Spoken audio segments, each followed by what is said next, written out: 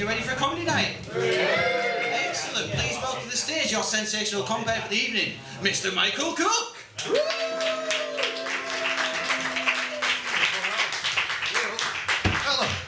Hello everybody and welcome back to St John's New Act New Material Free Monthly Comedy Night. How are you all doing? Yay. Who likes to see comedians do well? Yay. Who likes to see comedians do badly? Yay. You nasty bastards. Oh, wait. Well, I've probably got you covered, so you don't need to worry about everyone else. At some point I will be doing bad. And the interesting thing is we've got to find out together. But how you all doing?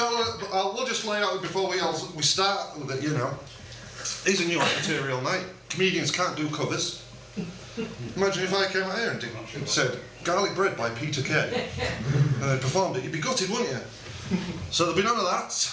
It's a New Act New Material night, and what we've got for you is 3 comedians, and then we're going to have a break. 3 comedians are going to have a break, and then 3 comedians, we can all go on. Now, does that sound like a night? Good. So, right, in the spirit of New Act New Material, and to give the other comedians confidence, let's see what I've been up to this month. Free drink. That's a free drink. It's fucking. Oh, you can bugger off. Cost of living, love. There's no money in this. Did you know Hull is this? I'm out on a Sunday night. All right, let's skip right to it. How are you doing, love? What's your name? You're not telling me. You're like a lot of women I talk to. What's your name, fella? Les. Les, big Les. See, you know, Les is a lad. What have you two been up to today, apart from the sun? You don't want to know. Oh, well, let's go, boys. Good shaggers. I don't know where to go with that. I don't think it's a comedy cul-de-sac you sent me down. I just don't yet have the abilities. But, so, how long, Les, have you known You Are Enough? Oh, that's lovely. Sorry, it says You Are Enough on the hoodie. Isn't that nice? You are enough. Yeah. Enough. It's like, is that what it is? That's enough. Is it one of them? No? Okay. Comedy cul-de-sac, see? I didn't think it'd be this fast that we'd find a bad comedian, but here we go. I could be anything. Where was we? Me card. Other pocket, Les. I was thinking, if anyone here, give me a shout if you've seen me before. Hey. Give us a shout the first time you see me. Hey. I'm not going to put the others through it. They've heard it all too many times. But long story short is I do a lot of material usually about, I did a working holiday visa in Australia. You know, because everything, when you travel, everything's different, innit? And I was trying to think of, well, go into that, Michael. What was different? What was interesting to you when you first turned up in Australia? And the first thing I thought that was really interesting was, they have goths. Like goths, not like Visigoths, like the Romans and that shit, not them. Like full-blown leather goths. And I don't know if you know this about Australia, but it's dead on. Like every day. And they're just walking around committed to the bit, sweating. Alright, just an observation about goths. But no, I did love it in Australia. I remember the first time I saw a kangaroo burger on the menu. I was like, oh, what's that? And he said it's like a 7-foot rabbit mite. See, we do have jokes. But not enough on this piece of paper. Since I last seen you, I've been all over the gaff doing gigs in various shitholes. And I went and did a gig in Scunthorpe. Yeah, those disgusting people. I say this because when I got there was some dude outside, and he went, oh, you here for the comedy night? I was like, yeah, I am. He goes, are you one of the comedians? I said, yeah, I am. How did you know that? And he goes, because you dress like a cunt. So now I wear shorts. But yeah, that'll get us done. Are you ready for your first lovely act of the evening? Yeah. Well, I've got a new one for you. Well, not a new one. No, fuck it, I bollocks it. Sorry, ladies and gentlemen. I will say this. Did you know that in my first year of comedy, I came 3rd in the Hull Comedian of the Year? Yeah. Are you from Hull? No. Did my accent give me away? Yeah. And it was a lot like finding out I had the 3rd biggest dick in school. I've got a 2nd. Except, steady on, you're ahead of me, bro. I've got the first. It was like, Jesus Christ, mate. I said nothing. You get a woman coming on a Sunday afternoon and she thinks she can do what she wants. I've had a flush. Anyway. Third best comedian in all, it was like they found out the third biggest dick in school, except I was homeschooled. And I've only got sisters. Right, you ready for your first act of the evening? These two savage bastards I've been gigging with since I started, so ladies and gentlemen, go wild and go crazy for Back and to the Left.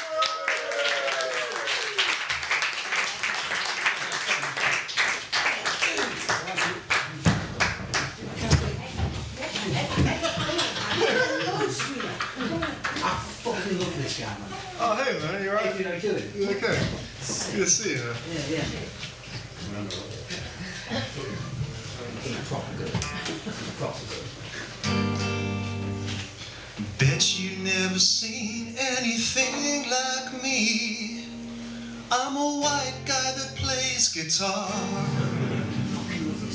All across the land, every single band has a white guy that plays guitar.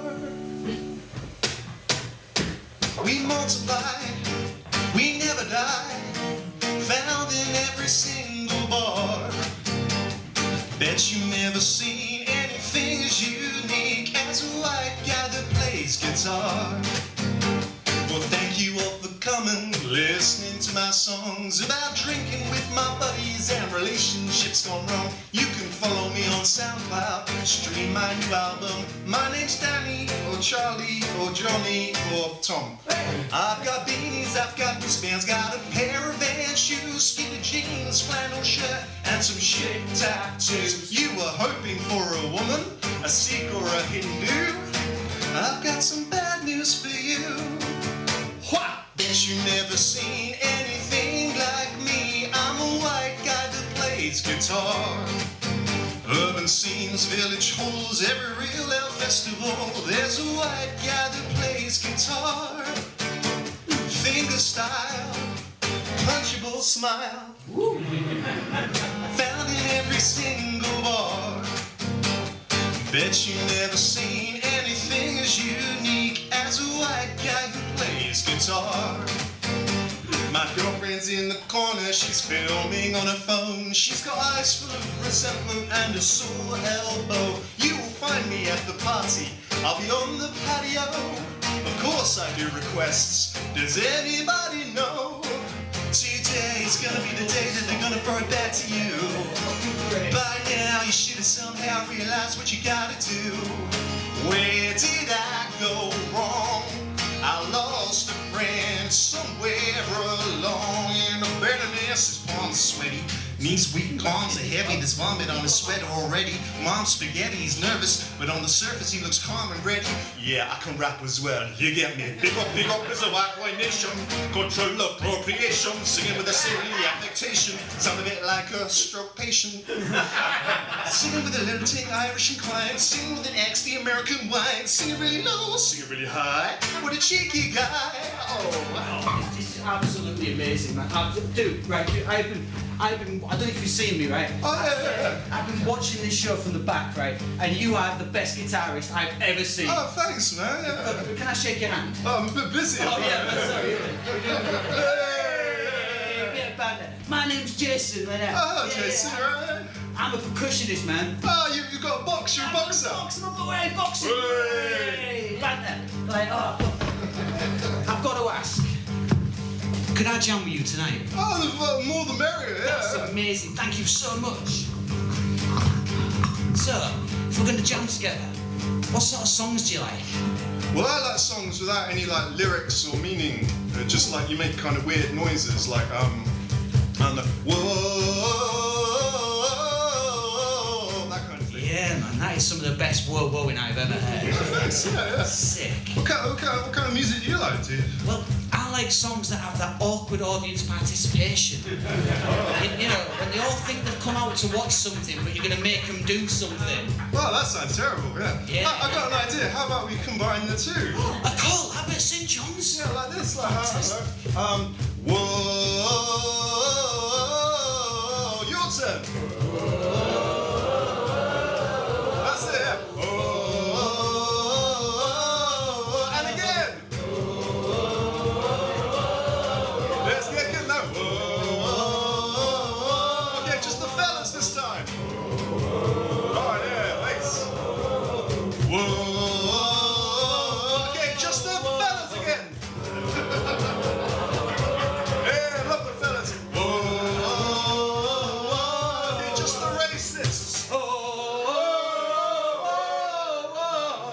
that's not cool, man. We've got to reform Mayor, fuck off. Bet you never seen anything like him. He's a white guy that plays cajon. Ooh, all across the land he would love to jam. He's a white guy that plays cajon. Looks real cool and accidentally hits his balls. Oh, you fucking bastard. All the air has left his lungs. Bet you never seen anything as unique as a white guy that plays cajon. Before we were both white guys, before we learned to play, we weren't quite as chirpy, we weren't quite as gay. I've had sorrow, I've had heartache, I've had some unhappy times. Oh, you'd like to hear a story? Well, one does spring to mind. I was lost, I was broken, I was scared, I was weak. When the clouds one day opened and my angel came to me, he was bold and courageous, he had fire on his head, and he offered me guidance because he's so damn talented. Oh, here he is now.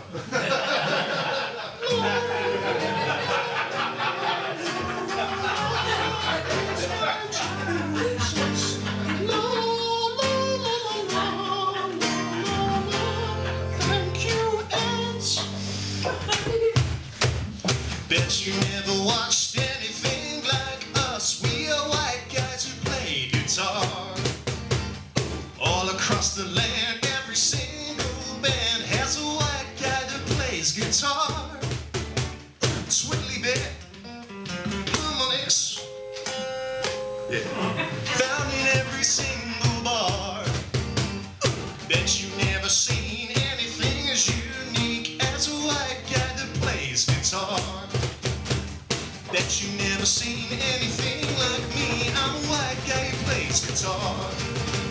Look how fast I strum like I'm in Mumford & Sons. I'm a white guy that plays guitar. Found on trees, mass-produced in factories, found in every single bar. From Land's End to John O'Groats, we will elongate our notes. We are white guys who play, yeah, yeah, yeah, yeah, guitar.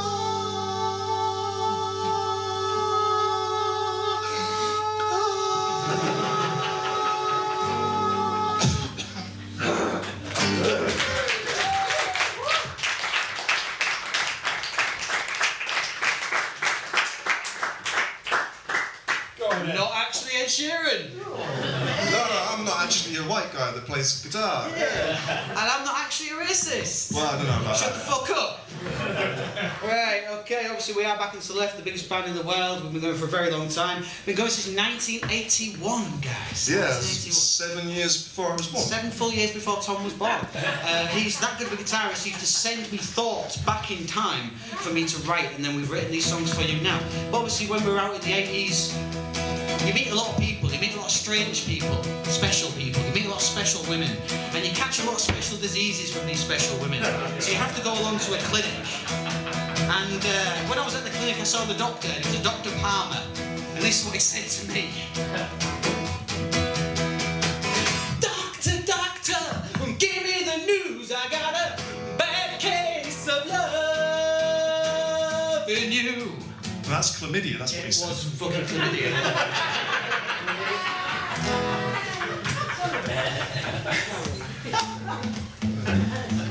It doesn't get better.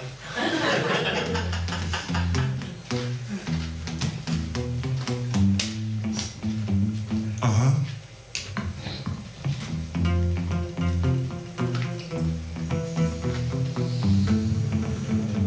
That's right.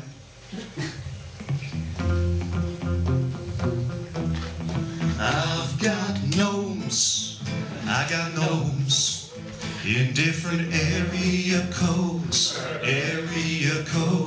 gnomes, I got gnomes in different area codes. Area codes. I got a gnome in the suburbs, a gnome uptown, gnome in the city that loves to get down. I'm a real mad fiend. I ain't that fussy. Always on call for some sweet gnome pussy. Well, you freaking this gnome. I be boning you to the bed of begonias and never phoning you after. I see a gnome, I have to blast a load all over that porcelain or plaster. You got a fishing rod? Well, I got one too, only mine's 9 inches, and it's a gnome poo. And I like that pointy red hat and that little white beard. Pointy red hat and that little white beard. Bring your ass over here, fuck you right here. I don't like naughty, I like beers.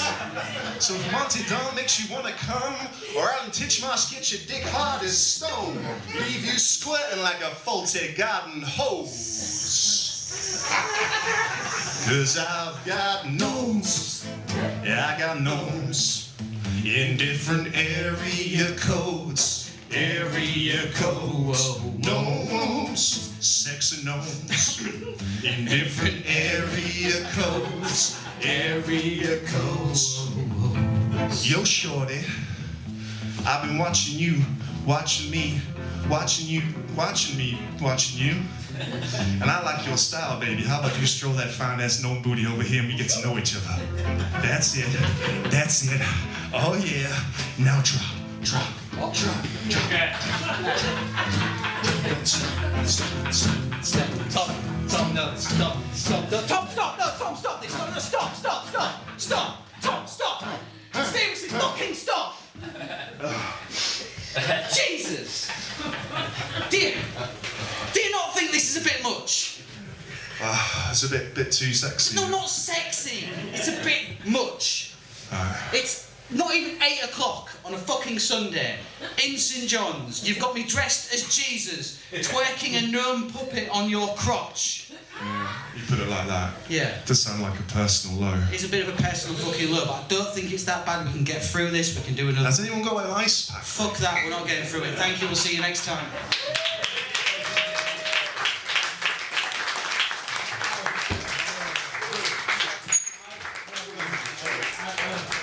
Back and to the left, everyone.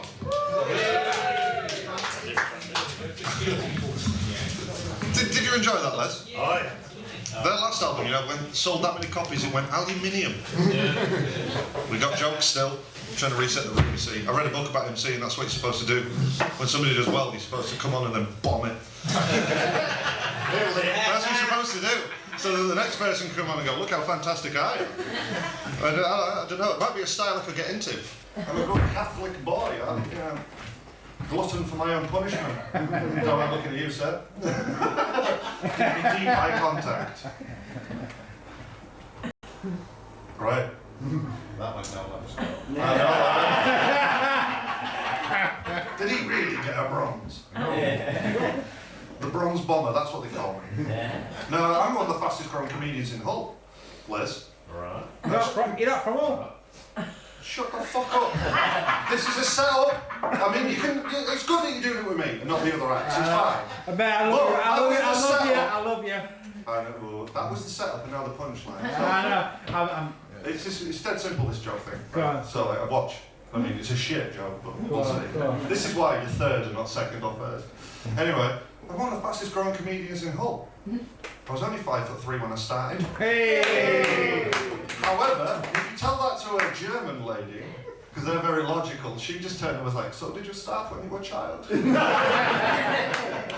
was like, shit, she's got me there. Bloody logical Germans. Anyway, ready for your next act? This is a lovely fellow that I've met from our travels several times, a lovely Leeds man. Give a warm St. John's welcome, starting on Wild and Crazy, for Mr. Dan Powell!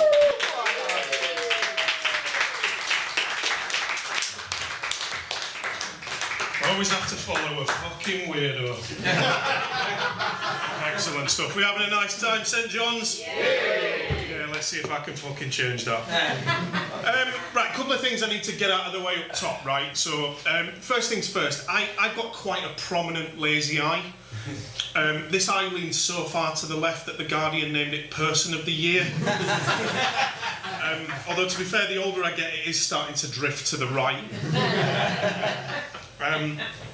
Also, I have what's called an essential tremor. It's not a massive issue in here, but it is the reason that I'm doing this, and I failed barber college. And thirdly, just in case you're kind of wondering what's going on, I sweat more than J.K. Rowling during Pride Month. So basically, what I'm trying to get at is I'm not a very well man, right? I've got asthma, I've got eczema, I've got anxiety, I've got depression, I've got arthritis in both of my knees, I've got a complex neurological condition that tries to kill me every 5 to 10 years. And the other night, I swear to God, I was on the toilet in the dark and a piece of me fell off. And I'm not 100% sure how I'm supposed to feel about it because it's been almost a week and I still haven't worked out what it was. So that's kind of where my life's at right now. But the problem is, right, when you've got as many when you've got as many medical issues as I've got, I've become a hypochondriac, right? Do we all know what that is? Yeah, right. For those of you who don't, it's kind of where you either think you're ill when you're not, right? Or if you are ill, you think you're dying, right? Now for me, it's not always, I've got a headache, must be a brain tumour, I've got chest pains, must be a heart attack. Sometimes I've just got one warm foot. And I really, really want to know why I've got one warm foot, right? So I do what all hypochondriacs do, I get on Google, right, and I find out that it's peripheral neuropathy, which could be problems with my liver, problems with my circulation. 9 times out of 10, I'm going to level with you, it's just because I've got odd socks on. And one of them's thermal. But what can I say, life's too short to pair socks, especially when you always think you're dying. But it causes a lot of problems for me, right? Listen, when I say to the MC, how long have I got left? I'm not talking about the gig. It causes a lot of problems for me. It causes a lot of problems for me in my relationship, right? Because my wife likes to watch a lot of medical programs, right? And like a hypochondriac living with someone who likes medical programs is like an alcoholic living with a landlord, right? She basically makes me sniff the beer. It's fucking torture, man. But the other night, right, we were watching this program called The Midwife, right? My wife's a massive fan of this program. And there was a character on screen, right, absolutely bent double, in agony, right? The doctors didn't know what was wrong with them, right? The nurses didn't know what was wrong with them. The nuns, they were praying to God. God didn't know what was wrong with them, right? So I get out my phone and I start having a little look, and my wife just looks over at me and goes, oh, for fuck's sake, you can't have an ovarian cyst. But the thing is, I can't help myself, right? It's a real problem, right? I've been reading up on this, and apparently hypochondria is an addiction. Have we got any addicts in? We are in Hull, so I thought there might be one or two. I've got a lot of experience with addiction, right? 'Cause addiction runs in my family. My grandfather was an alcoholic. My father was a heroin addict, and I'm addicted to NHS Direct. The safest of the gateway drugs, to be honest with you. Basically, NHS Direct, right, it's a lot like weed. In that, you know, it's quite easy to get a hold of. You can kind of do it in public, but if you do it too much, it will make you paranoid. But then the problem is, right, with NHS Direct, and with any drug really, is that after a little while it stops working for you, right? As any addict will know, you need to search for stronger and stronger things to get the same hit, right? For an addict, that might be moving from weed to cocaine. For me, that's booking doctor's appointments, right? Now, I don't know if you've tried to get a doctor's appointment recently, but it's fucking easier to get cocaine. When you ring up for cocaine, they don't ask you to justify why you want it. You get some woman on with absolutely zero drug dealing experience asking you 20 questions to make sure you absolutely 100% do need a gram to go out on Saturday. You know, you don't ring up your drug dealer and get like told if you're 5 minutes late they won't see you. It's never going to happen, right? And you definitely don't ring up your drug dealer and get, you are 17th in the queue. So I find that quite tricky, right? But again, after a while, it stops working for you. You're searching for harder and harder things. For an addict, like my father, that's heroin, right? Now, when I tell people that my dad was a heroin addict, they get all like, oh God, that must be awful. Have you got any smackheads in? My dad was a heroin addict. Your dad was a heroin addict as well? Yeah. All right, well, you might identify with this, you might not, right? But my dad was what I would call a friendly heroin addict. At least to me, right? He wasn't abusive or anything like that. He only ever smacked himself. But the problem was, right, to fund a heroin addiction, you have to do some awful things. For my father, that was theft. He used to steal quite a lot, right? But it was occasionally from shops, it was occasionally from the back of lorries. We ended up with lots of cool new stuff when we were kids. But the problem was, occasionally you would steal from drug dealers and other drug users. So like when I came home from school, I didn't know whether I was getting a new school bag or going to a new school. Fucking problem, right? But like I said, right, the addiction keeps going. For my father, it was heroin. For me, it's booking tests, it's booking procedures, right? Now that's a fucking dark road. Okay, that's a dark road to go down, to the point where you will find yourself coming home at 2 o'clock in the afternoon, you're shirtless, you're sweating, you're shaking, you've got needle marks in your arms, and your wife looks at you and just goes, "You've been doing it again, haven't you? Blood tests!" Put it this way, I never thought I'd get told off for my track marks not being heroin. It's disgusting, right?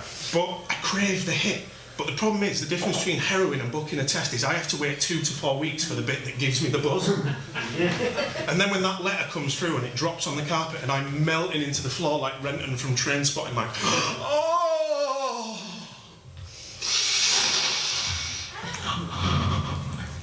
I don't have sickle cell disease. It's a tough school, man.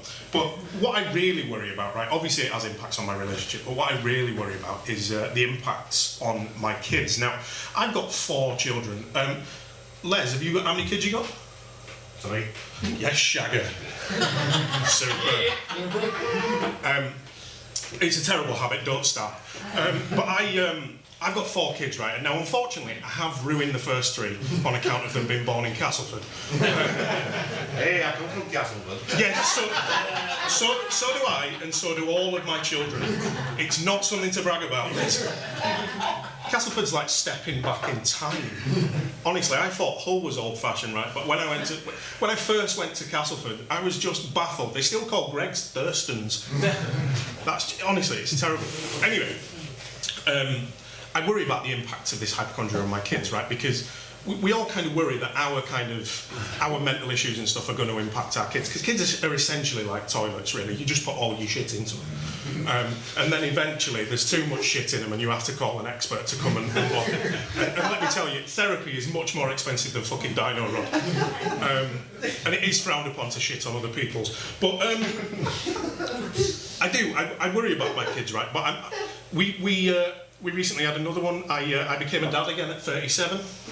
Hey. That's right, my wife's livid because I live at 35. But I think we're getting somewhere with the baby, right? Because I got an email from my daughter's childminder the other day, and it said, "Congratulations, your daughter has reached a new milestone. She has discovered her sense of self." I've got to be honest, I was fucking livid. She beat me. But I always wanted to be my kid's hero, right? Because I grew up in the era of the tough guy, in the era of the action hero, right? But what I found out as I got older, I'm not James Bond, I'm Trauma Bond. You know, I'm not Jack Reacher, I'm Jack Ask a member of staff to reach it for you. You know, if I was in Die Hard, it'd just be called Die. But there was a little bit of hope the other day, right? I was watching a film with my wife. Have you seen the James Bond film, the Daniel Craig one, Casino Royale? Have you seen that? Yeah. Right, there's a bit in that, right, and fucking hell, it's tense, right? There's a bit in it where he's playing poker with the main bad guy. He's sat across the table from him, and he takes a sip of his martini, and he's been fucking poisoned, right? And I'm like, fucking hell, what's going to happen here, right? He immediately takes charge, rips his shirt up and goes out to the car, puts some paddles on his chest, rings MI5, gets the antidote, puts it in his arm, comes back through the car park, shags 3 women on the way, right? Gets back to the table and goes, "That last hand nearly killed me." And I'm going, "You fucking cool bastard." And I turned to my wife, right, and I said to her, I said, "If that happened to me, I swear to God, I'd be dead," right? And she looked at me sincerely and she went, "No, I think you'd survive that." I said, "You're taking the piss?" I said, "I would be dead in minutes. There's no way I'd get away with that." She went, "No, you'd survive it." I went, what makes you say that?" And she went, "You'd spill the drink, wouldn't you?" Thanks a lot, I've been Daniel Powell. job for Dan Powell. My favourite Leeds-based hypochondriac. Just stop being so HIV negative, bro. It's the only one I don't have. We can work on that. I know some people. I don't know if anyone saw the news recently, but we recently got twinned with Gotham City. It is though, isn't it? It's like Gotham City and all. Except we haven't got Batman. We've got Ronnie Bloody Pickering. Did you like that anonymous woman? We shall work on your name after the break, but before the break we'll go on final lovely Leeds act. This is a dude I've gigged with a couple of times before. I love him, I'm sure you're all going to love him too. You ready to start clamping? Start clamping? You want to start fucking clamping? This parking on this street is out of order, lad. We need to start clamping. No, you ready to start stamping your feet, clapping them hands, give a wild crazy to Mr. J. Doe! Hello. One of them dressed like a cunt again. I'm going to warn you, I don't have the same level of energy as everybody else has got, so I'm going to tone it down, okay? It's nice to be in Hull though, although I don't think anybody wants me in Hull. I've been accosted twice since I've been here. It's the most unfriendly place I've ever been in my life. Yeah, shouted at out of a car window. I didn't even know what he said because I had headphones in. Anyway, I'm Jay... Oh, no. I'm Jay Downs. I didn't used to be Jay Downs. I googled my actual name for comedy, and what comes up is a very attractive male supermodel. And I don't really want that kind of smoke when people search my name in Google. So Jay Downs it is, Jay being the initial of my first name, and Downs is my nan's maiden name. But I might change that because she genuinely said the phrase to me before I came. Are you going to wear that on stage? Yeah, she was wearing Crocs at the time, cheeky bitch. And I'm not a character act, this is what I wear. Like, I know looking at me, you've got no idea whether I'm going to try and sell you drugs or have a panic attack or protest something. If you came in and see me zip coding myself to the bar, you'd go, yep. That guy's got a 3D printed weapon in his bag. Yeah, so I was like, where what, Nan? She goes, oh, the gang bandanas. What, me snood? Yeah, I always want me snood on. Why? She said, oh, is it a blunts and crisps thing? Yeah, for anybody who doesn't know, what me nan's referring to there is the Bloods and the Crips, which are largely African-American gangs based in America. During the crack boom in the 80s, their influence spread as far east as New York and as far north as Alaska. So I have started calling them Inuits now. We've tooled up. But yeah, so you'd be surprised how many people I have to say no to though. I was going, oh no, I'm not a member of any transatlantic clandestine criminal organisation. It's just like the pan. So now thinks I'm an American gangster, but I don't really think they want me hanging around with them though, you know what I mean? Like, yeah, I don't think anybody from like tight-knit communities of typically underfunded areas of South Central LA having to operate as criminals in the gritty underbelly of the city of plastic angels are particularly big on like my brand of diversity. Crufts is more my sort of speed, isn't it? So yeah. How would that work though? Because I'd have to be like the Northwest regional manager for the Crips. And I didn't get an invite to the Cripsmas do this year. Puns, great, aren't they? Or I'd have to like travel around the country selling to like independent wholesalers, but then I'd need an excuse to be in a different city every night. Getting paid cash in hand if anybody's paying cash in hand. But that would also imply that there's like some sort of like big storehouse over in America, like a blood storehouse where I get all my crack from. And there isn't one of them. There's only Shaquanda on reception. She's really nice actually, she's got the most adorable face tattoos. There was a moment there where I thought that she and I had a thing, but it turned out she had a thing with the whole office. Well, gang initiations are hard. I thought Bukkake was the street name. Or like the noise... or the noise you make after you've done an exceptional bit of gangstering. Bukkake! That guy did some sick gangbanging. Bukkake! It wouldn't work, would it?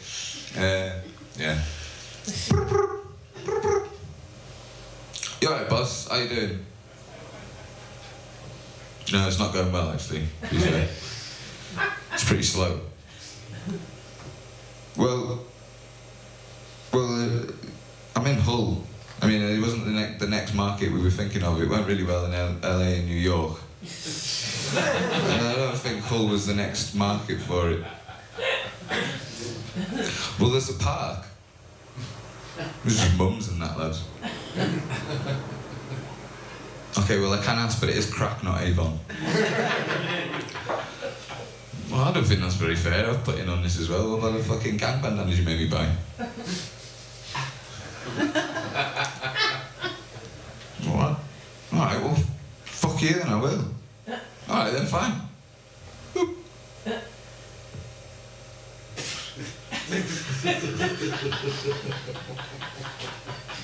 So now I sell Avon.